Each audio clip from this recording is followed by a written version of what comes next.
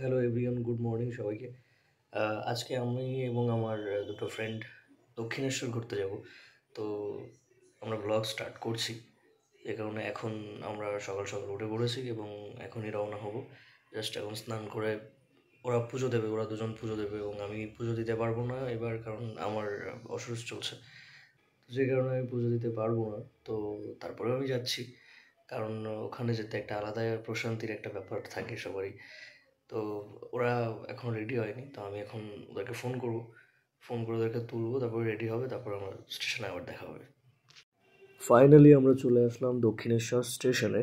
আমরা মেট্রো হয়ে আসিনি, আমরা দমদম থেকে ডাইরেক্ট ট্রেনে এসেছি এবং দেখতেই পাচ্ছেন এখানে দক্ষিণেশ্বর সাইনবোর্ডে লেখা আছে এবং আমরা হাঁটি হাঁটি পা পা করে দক্ষিণেশ্বর মন্দিরের দিকে রওনা হলাম এবং আমরা চলে আসলাম সেই মূল গেটে, যেখানে থেকে দক্ষিণেশ্বর মন্দিরে প্রবেশ করতে হয় এবং যেখানে সবাই ছবি তোলে। তো সেখানে এসে আমরা কিছুক্ষণ ছবি তুললাম সবাই মিলে। তো এরপর আমরা তার পাশের রাস্তাটা ধরে এগাতে থাকলাম এবং এখানে প্রচুর দোকান থাকে পুজোর ডালার জন্য। তো এখানে আপনি যদি প্রথম হয়ে থাকেন তো আপনি কনফিউজ হয়ে যাবেন যে আপনি কোন দোকান থেকে ডালা কিনবেন। যে কাকিমাটিকে আপনারা দেখছিলেন, ইনি প্রচুর রিকোয়েস্ট করলেন এনার দোকান থেকে ডালা কেনার জন্য। এরপর আমরা ডালা কেনার ঝামেলা শেষ করে লিফটের দিকে এগাতে থাকি। দেখতেই পাচ্ছেন আমাদের অন্তর ভাই এগিয়ে চলেছে লিফটের দিকে। আর আপনারা একটা জিনিস লক্ষ্য করে খুব মজা পাবেন যে অন্তরের প্রচুর তাড়া, মানে ও সব জায়গাতেই আগে আগে। যাই হোক, আমরা লিফটে নামতে থাকলাম এবং প্রিয়ম ভাই দাঁড়িয়ে আছে ফুলের ডালা নিয়ে এবং আমরা সরাসরি চলে আসলাম দক্ষিণেশ্বর মন্দিরের মধ্যে। এবার অপেক্ষার অবসান, আমরা মন্দিরের মধ্যে আস্তে আস্তে প্রবেশ করলাম। এরপর মন্দিরে প্রবেশ করার পর আপনার মন এবং আত্মা দুটোই প্রশান্তিময় হয়ে যাবে এত সুন্দর এবং নিখুঁত কারুকার্য দেখে। এটিই হচ্ছে আমাদের পশ্চিমবঙ্গের দক্ষিণেশ্বর ভবতারিণী মায়ের মন্দির, যেটিকে দেখার জন্য দেশ বিদেশ থেকে মানুষের সমাগম হয়। যাই হোক, পুজো শেষ করে আমরা দক্ষিণেশ্বর ঘাটের দিকে এগাতে থাকলাম, কারণ মায়ের পুজোর সময় এবং পুজো দেওয়ার সময় কোনো রকম ফোন বা ক্যামেরা অ্যালাউ নয় ওখানে। তো যে কারণে আমরা পুজোর ক্লিপগুলো রাখতে পারিনি এবং আমরা দক্ষিণেশ্বর ঘাটের দিকে এগাতে থাকলাম এবং সেখানে যেতে যেতে প্রচুর মানুষ দেখতে পাবেন যারা গঙ্গা স্নান করছেন এবং গঙ্গাকে দর্শন করছেন। তো এবার সরাসরি চলে আসলাম দক্ষিণেশ্বর গঙ্গার ঘাটে, যেখানে সবাই স্নান করছিল। অন্তর নেমে গেল স্নান করার জন্য এবং দুর্ভাগ্যবশত সে স্নান করতে পারেনি। দক্ষিণেশ্বর মন্দিরের পুণ্যার্থীরা প্রতিনিয়ত এই গঙ্গায় গঙ্গা স্নান করেন এবং এই মন্দিরের সৌন্দর্য দ্বিগুণ বাড়িয়ে তুলেছেন। আমি এটাই ভাবছিলাম যে কি অপূর্ব না, রানী রাসমণি আমাদের জন্য এত সুন্দর একটা নিদর্শন বানিয়ে রেখে গেছেন যে তিনি আমৃত্যুকাল আমাদের কাছে বেঁচে থাকবেন। শুধুমাত্র যে দক্ষিণেশ্বর মন্দির প্রতিষ্ঠা তাই নয়, তার আরও নিদর্শন আছেন।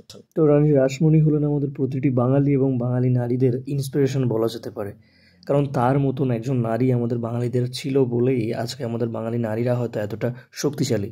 তো যাই হোক, অনেকক্ষণ পর আবার আমাদের অন্তর কোথা থেকে চলে আসলো জানি না। যাই হোক, সে এখন ছবি তুলতে ব্যস্ত। তারপর আমরা ধীরে ধীরে মন্দির থেকে বেরানোর প্রস্তুতি নিচ্ছিলাম, কারণ আমাদেরকে বেলুর মঠ যেতে হবে, যে কারণে তাড়াতাড়ি বেরোনোটাই বেটার। এরপর আমরা মন্দির থেকে বেরাচ্ছিলাম এবং তখন আবারও মনে পড়ে গেল কিছু ছবি তোলা বাকি আছে, তো সেগুলো তুলে নিচ্ছিলাম তখন। এরপর আমরা মন্দির থেকে সোজা বেরিয়ে মন্দিরের পাশের রাস্তা থেকে হাঁটতে থাকলাম এবং সেখানেও কিছু দোকান ছিল এবং আমরা যাব ফেরিঘাটে। তারপর ফেরিঘাটে আসার পর একটা আলাদাই অনুভূতি হচ্ছিল, কারণ প্রচুর হাওয়া দিচ্ছিল সেখানে এবং ফিলটাই যেন অন্যরকম ছিল সেখানকার। তো যাই হোক, যাওয়া যাক লঞ্চের দিকে। সত্যি বলতে একটা আলাদাই অনুভূতি কাজ করছিল তখন, লিটারেলি একটা আলাদাই অনুভূতি ছিল।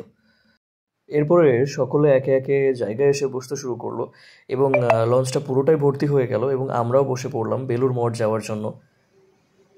তারপর আমাদের লঞ্চটি চলতে শুরু করলো এবং এখান থেকে দক্ষিণেশ্বর মন্দিরের ভিউটি ছিল অসাধারণ এবং আপনারা খেয়াল করলে দেখতে পাবেন এই যে নদীর জল, এটাও কিন্তু পুরোটাই সবুজ ছিল এবং কি অপূর্ব লাগছিল দূর থেকে সেটাকে দেখতে। এরপর আবারও দেখা গেল কিছু ছোট ছোট মন্দির এবং কিছু ফেরিঘাট এবং তারপর আবারও বেলুর মঠের দিকে রওনা হলাম আমরা। এবার লঞ্চের এক পাশ থেকে পুরো ভিউটা নেওয়া পসিবল হলো এবং পুরো গঙ্গা এবং বেলুর মঠের একটা সাইড পুরোটাই নেওয়া পসিবল হলো এবং দেখতেই পাচ্ছেন যে আমরা এখনও বেলুর মঠ পৌঁছাইনি, কিন্তু বেলুর মঠের একটা পোর্শন পুরোটাই দেখা যাচ্ছে। দুর্ভাগ্যবশত এত তাড়াতাড়ি এসেও কোনো লাভ হলো না, কারণ আমরা বেলুর মঠে ঢুকতে পারিনি, কারণ 3:30-র আগে বেলুর মঠ বন্ধই থাকে। তো তারপরে আমরা বেলুর মঠের রাস্তা ধরে সোজা হাঁটতে থাকলাম এবং বাজারের দিকে যেতে থাকলাম, যাতে কোনো বাস স্ট্যান্ড বা কোনো অটো স্ট্যান্ড পাওয়া যায় মেইন রোডে যাওয়ার জন্য। তো অবশেষে অনেক হাঁটাহাঁটির পর আমরা মেইন রোড দেখতে পেলাম এবং বাস স্ট্যান্ডও পেয়ে গেলাম বেলুর মঠ থেকে স্প্ল্যানেড যাওয়ার জন্য, কারণ আমাদের তখন প্রচুর খিদে পেয়েছিল, যে কারণে আমাদের তখন প্ল্যান হলো যে আমরা স্প্ল্যানেড গিয়েই খাবো। কারণ বেলুড় মঠ বন্ধ থাকার কারণে আমাদের ওই প্ল্যানিংটা ক্যান্সেল হলো, যে কারণে আমরা কেউই আর না খেয়ে থাকতে পারছিলাম না। তো এরপর স্প্ল্যানেড এসে আমরা খাওয়া দাওয়া করলাম প্রথমে, তারপর কিছু কেনাকাটা করলাম, প্রিয়ম কিছু কিনলো। এরপরে আমরা চলে আসলাম শিয়ালদা স্টেশন এবং তারপর বাড়ি। তো বন্ধুরা, এই ছিল আমাদের দক্ষিণেশ্বরের ব্লগ। যদি তোমাদের ভালো লাগে তাহলে অবশ্যই লাইক কমেন্ট করো।